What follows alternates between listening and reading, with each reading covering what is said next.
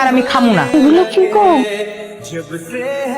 তানিয়া, কইছিলেন আপনি ওনাদের সেবা যত্ন করে আসলেন না? না তোরে না বলছি ওই নাটকবাজ ভণ্ডদের সাথে মিশতে না? তোমার কোথাও ভুল হচ্ছে। কই তুমি তো চাইছো আমি আরিফের সাথে ঘন ঘন কথা বলে আমাদের বিয়েটা হোক। আপু তুই এবার আমার সাথে কথা বলতেছিস কেন? কিভাবে কথা বলবো? কারণ তোরা একটা স্বার্থপর। ওই ছেলেটা যদি এতটা খারাপ হইতো তাহলে ওই ছেলেটা এতগুলা গয়না ম্যানেজ করার জন্য এরকম পাগল হয়ে দিনরাত ঘুরতো না। আসো না, কি হলো? এই নাও, এখানে 7 ভরি গয়না আছে। হ্যাঁ মা, এবার অনেক দায় নিয়ে যাচ্ছি।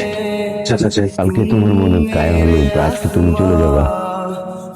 ভালো থাকিস। আরে এই ভদ্রলোক দোকানে এসে তোর বাড়ি খুঁজতেছিল। তাকে আমি চিনতে পারলাম না। আমি অবাক হচ্ছি যে আপনি আমাকে দেখে চিনতে পারেননি। বাংলাদেশে ল্যান্ড করার পর আপনি খুব দ্রুত বের হয়ে যান, ওখানেই ব্যাগটা অদল বদল হয়ে যায়। খালামণি, ব্যাগটা দেখেন না, ব্যাগের মধ্যে আছে কিনা গয়নাগুলো। একটা আপন ভাই ও এত কিছু করে না যতটা আরিফ ওদের জন্য করছে।